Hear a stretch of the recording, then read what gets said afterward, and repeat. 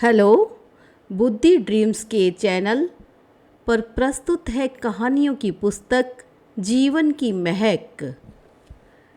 कहानी सुनकर कमेंट करें तथा सब्सक्राइब भी करें। तो चलिए आज की कहानी सुनते हैं। कहानी का शीर्षक है परिवर्तन। ट्रिन ट्रिन ट्रिन अलार्म की ध्वनि अपने नियत समय पर बज उठी।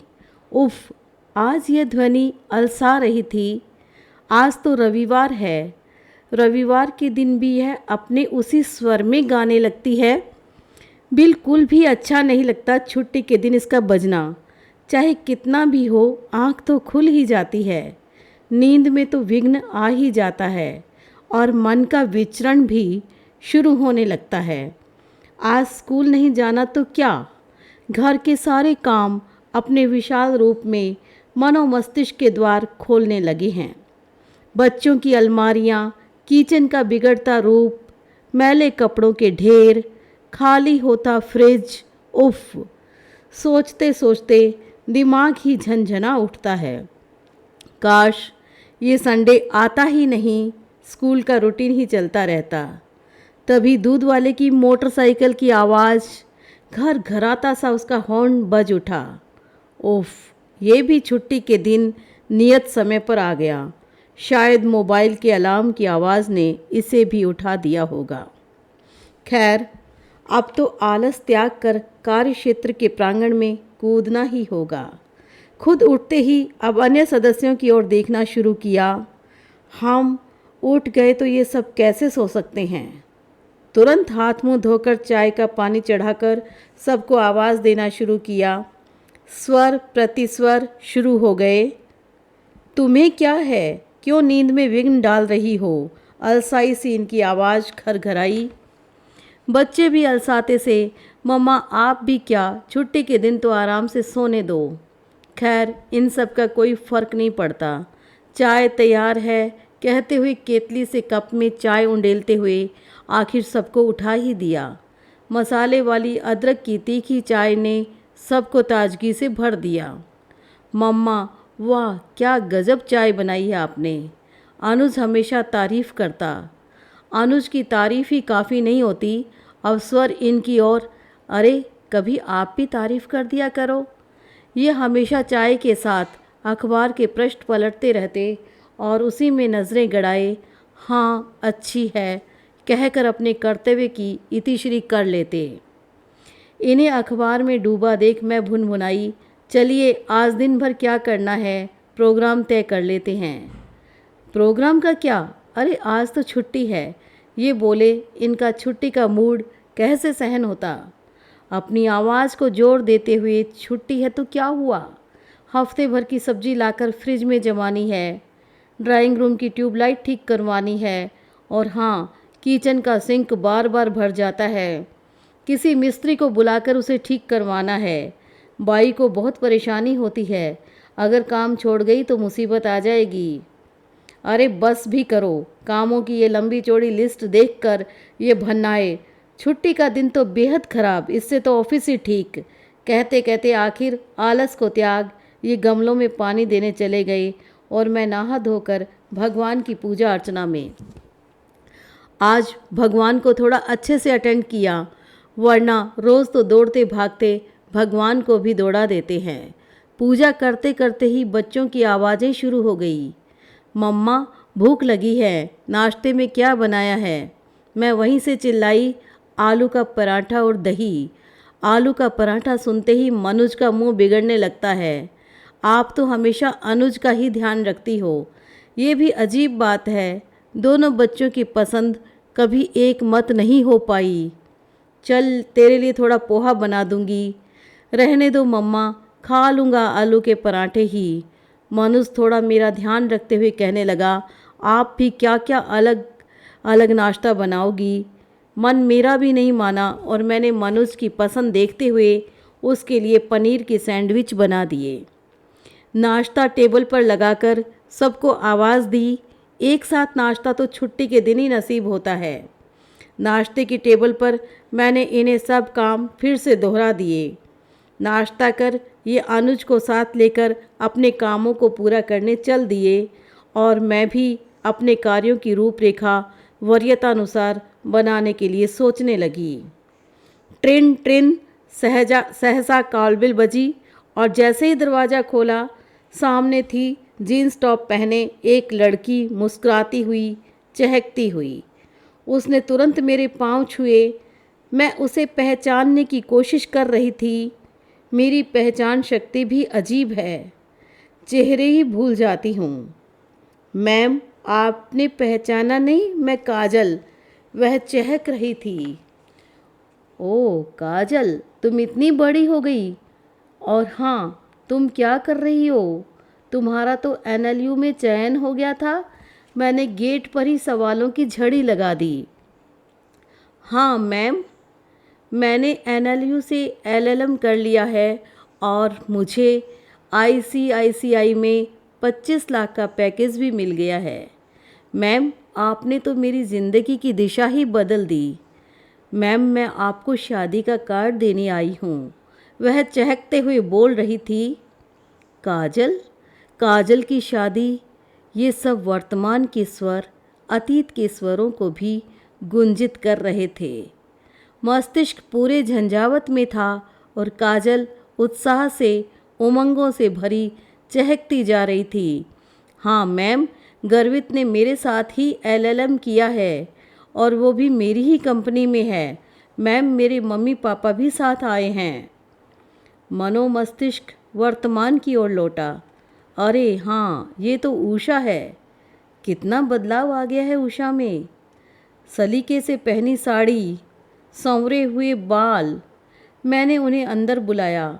उषा धीरे धीरे शब्दों को संजोते हुए बोली, मेम साहब, आपने तो हमारी काजल को राजकुमारी बना दिया। उसके पापा तो केवल कृतज्ञ नज़रों से निहारते रहे। धीरे धीरे मेरे शब्दों ने भी मुखर होना शुरू किया। उषा, तुम तो बिल्कुल बदल गई हो।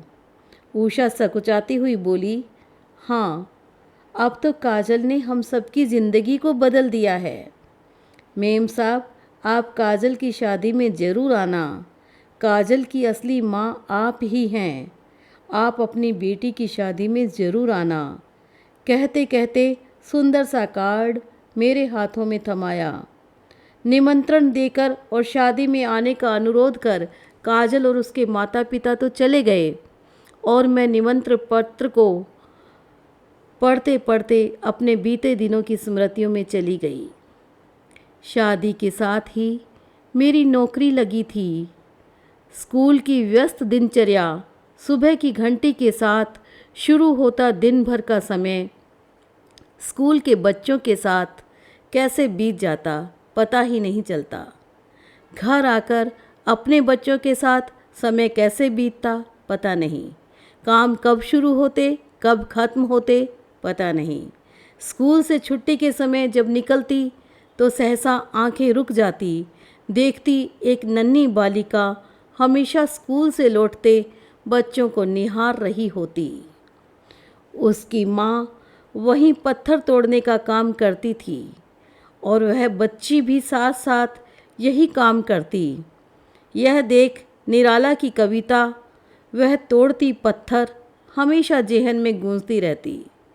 रोज़ का यह दृश्य हमेशा मुझे उसकी ओर आकृष्ट करता, पर घर जाने की जल्दी होती।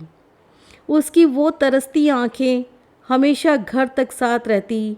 कामों की गिरफ्त में भी ये आँखें हमेशा सवाल करती नज़र आती, क्यों मैं इन बच्चों की तरह स्कूल नहीं जा सकती।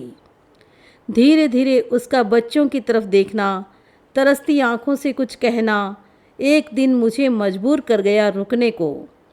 मैंने उससे पूछा, बेटा तुम भी स्कूल में पढ़ोगी? टुकुर टुकुर वो मुझे देखती रही। उसकी माँ वहीं से चिल्लाई, ये क्या स्कूल जाएगी? हम कैसे स्कूल देख सकते हैं? खाने के लिए तो हमें पत्थर तोड़ने पड़ते हैं। ये भी यही करेगी। उसने आवाज़ दी, चल मुन्निया पत्थर तोड़। मैंने मुन्निया को देखा। दूर कहीं मस्तिष्क में आवाज़ गूंजी, हमने भी देखा है बचपन को कचरे के ढेर पर पलते हुए। यथार्थ सामने था। याद आया स्कूल में रिजर्वेशन कोटे की सीटें खाली थी। उस वक्त तो घर आ गई, किंतु दूसरे दिन खूब सोच विचार कर एक रूपरेखा तैयार की। अपने पति से इस बारे में बात की और खूब समझा बुझाकर मुनिया की माँ को अपने घर में काम करने के लिए तैयार किया। साथ ही मुनिया का अपने स्कूल में एडमिशन भी करवाया। स्कूल में उसका नाम काजल था। अब कई चुनौतियों का सामना करना था। साथ ही तर्क देते, ये कैसे पढ़ पाएगी, क्यों ये मुसीबत उठा लाई हो, अब तुम ही इसे पढ़ाओ। खैर, उस ओर से कान बंद किए और काजल को पढ़ाना शुरू किया। शुरू में बहुत दिक्कत आती, कभी झुंझला भी उठती और कभी उसकी छोटी सी सफलता पर खुश भी हो उठती। उसे प्रोत्साहित करते, नित नए तरीके अपनाते, आखिर मैं सफल हो उठी। उसने पहली कक्षा पार की। साथियों के कटाक्ष, प्राइमरी तो ये पार कर लेगी, सरकारी नियम जो इसके साथ हैं। मैं सुनती और सोचती, अगर मैं मेहनत करूँगी तो ये ज़रूर फल पाएगी। काजल धीरे धीरे सीखने लगी। उसकी सफलता मुझे सशक्त बनाती। धीरे धीरे क्लास में उसकी सफलता साथियों को भी उत्साहित करने लगी। काजल की प्रतिभा निखरने लगी। काजल भी खूब मेहनत करती। वक्त अपनी उड़ान भरता रहा और आखिर एक दिन काजल ने 12वीं कक्षा में सीबीएसई में टॉप किया।